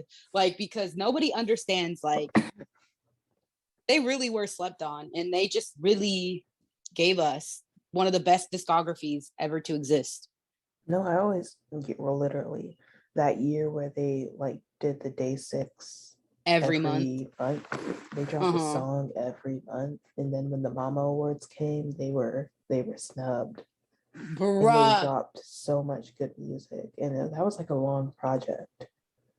A lot of music, and I remember losing and Namjoon going up to Jay and like kind of like saying, "Hey, you guys did good." Oh, and it was for a band that like nobody even knew about. Right, I'm sure it was from like, I feel like I know what band it was that they lost to, but I can't. Man, Day6 deserves better. And then it doesn't help that like I was just about to say that. Sorry, I'm eating toast, but You're fine. Favorite K-pop song in history? Go. Oh God, that's so fucking hard. I promise you it's not. Because I say that too, but then I always have that K-pop song. That is like the go-to. Right. Oh fuck no! Don't ask me that's that. why I'm glad I make a playlist for anything. Like I have a K-pop playlist. Okay, what's your favorite song? Ooh. Exactly. I promise you it's not. Yeah, because then I'd name like 5. Okay, exactly. So K-pop song or like Korean song in general? Korean song in general. Okay, that makes it harder. God, I can't pick. No, I know. I don't. Okay, so I'm going to say this and then I'm going to hate myself. But I think if there was one song that I had to keep forever and had to let the rest go. Okay, I was going to say do top 3, but you've thought a lot about this. So you can say your top 1 and then say 2 other. Okay, so top 1, Serendipity by BTS, Jimin, whatever. Yeah, Serendipity, because that is just one song I will always feel some type of way about. You go. I'll think of my other top 2. Let's do top 4. Okay, so I'm dead. Number 1 would be. I have this is in no particular order. One of them is "Loser" by Big Bang. Oh my God, I would have never expected that. Another is "Girls Like Us" by Twice. Letting Go, Day6. Oh my gosh. It's like I want to say something BTS, obviously. But you just can't think of it. But it's like BTS is like in a league of their own, and it's like you're gonna spit in my face if I say this. Say it. I won't. Actually, never mind. Because I just realized that I have an even better one. "Coming Home" by JJ Project. Wow. That's a That's a okay. deep Okay. cut, right? Yeah. Yeah. I think mine would be Gone Not No Longer Not Longer Around by Sistar 19. And then let's see. You said 4. So Yeah. Where Are You by CLC. And I think I've then heard that twice. It's pretty good. it's so good. It gives me like 90s vibes. But Ooh. yeah. The fourth one. I'm just gonna go with one of my classics that I will always love, which is "Hopeless Love" by Jamie or Jimin Park. Oh, wait a minute. No, let's make this top 5 because I gotta say something, and I have to defend myself real quick. Me too. Because it's okay. So my 5th song is "Please Turn Off Your." No, is it? Hold on. Let me look up. Because even it was on my fucking last year's the countdown list or whatever for Spotify of Spotify how much you Wrapped. Yeah, Spotify Rap, that's what it was. It was on that. It's "Turn Off Your Phone" featuring ELO by J Park. Ooh, I thought I'm you were about sorry. to say like "Turn Off Your Phone" by like BTS. Oh, Their old song. Okay. no. But it's okay. Listen, I cannot stand J Park, but J Park, his fucking Everything You Wanted album, one of the best albums that he's ever put out. So, but that song, if you ever listen to it, you'll know why. It's good. Sorry. Okay, this is the one where I'm gonna say you're gonna spit in my face. You're gonna buy a plane ticket, come to my house and beat me up. Like I said, Kang Daniel makes good music. Oh my God. Sure, he's horrible, but like when it comes to music, Movie by Kang Daniel, please listen to that. It's so good.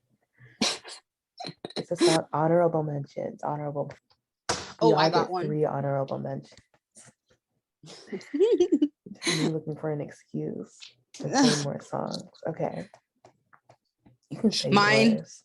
Okay, mine is gonna be "Eclipse" by Kim Lip, and then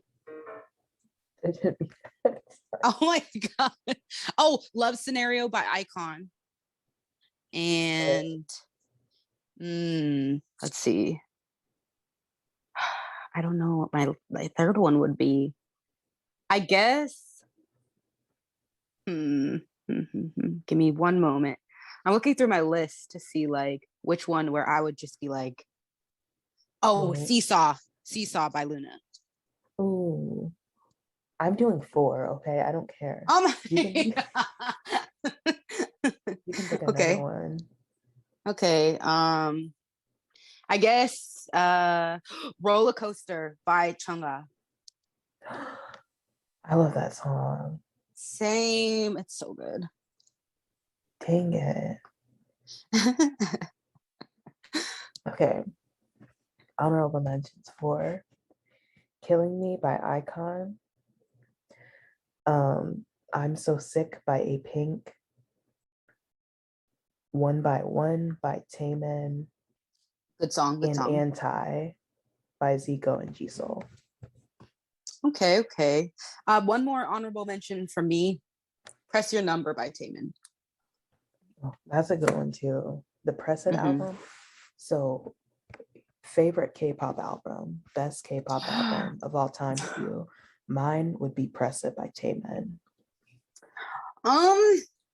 Best album. I'm gonna say "Moonrise" by Day6. Oh, okay. I'll say it does not get any better than "Press It" by Taemin. I feel that. That is a god tier album. Because that is like in my top 3, but I wouldn't say it's like my top 1. Just because Day6 just has taken that place. No, I definitely get that. Favorite BTS album? Oh my gosh, let me hold on. It can be mini album too. Mine is "Young Forever." Oh, good one. Good one. Mm-hmm. What was on Young Forever? All the HYYH era music plus Fire, Young Forever, and BTS album. no one ever talks about Butterfly. You cannot. I mean, I'm gonna sound crazy, but I'm gonna have to say Map of the Soul. I knew you were gonna say that. Like I sound like a butter army, but it's Map of A the Soul. butterball. A butterball Just army. because My Time is on there and 0 O'Clock. Ooh. Oh My Time is such God. a good song. Top 3 BTS songs. Best BTS songs in history. Best 3 BTS songs in history. Oh, I got you with that one. Serendipity, Autumn Leaves, and Converse High. Okay. Good picks. Or, okay, can we do top 5? Yeah. Okay, does that make sense?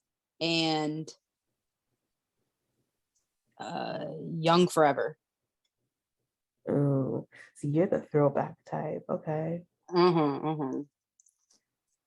Okay, so top 5, number 1 is that's bold. Never mind. What were you gonna say? I was gonna say Moon, Jin Solo on Map of the Soul, because I love that song like so much, but it's not my favorite BTS song in history. That's crazy. It's in my top 5 though. I'll say it's number 5. Okay. Make It Right. Okay. Fair. Love Maze. Ooh, that's a good one. And Just Dance. J-Hope solo. Okay, yeah. Okay. I think honorable mentions for me would be what is Namjoon's solo song on that album? I can't think of it right now. The intro? No. You know how they Just Dance's Hoseok's, what was Namjoon's? Oh, fuck, I sound like a horrible fan right now, but what the fuck was what it? album was that? That was on it wasn't Persona. It had no, to it have been hold on. It's the one with Singularity. Love Yourself Answer. And yeah, it was that no, one. yes, Answer. Yes. Okay. So what is his song? Oh, okay. Yeah, Just Dance, DNA, Dimple, Trivia Love. That's a good one. One of their best songs. And then also, what is that one song? I can't think of it right now. It is it's on their HYYH album, and it is I have to go look. You continue on your honorable mentions. HYYH. Okay. Well, I just have one honorable mention, and that's What Am I to You? Namjoon solo. Good. Mine is, hold on, I got it. Love Is Not Over. Oh, that's a good one. Love Is Not Over. And I think another, I'm sorry, I love BTS so much. Another mention is okay, so I know like we said top 5 for favorite K-pop songs. I'm gonna make it top 6. So the one I'm gonna add on is Toy by Block B. Oh my God, I haven't heard that song in years. Yeah.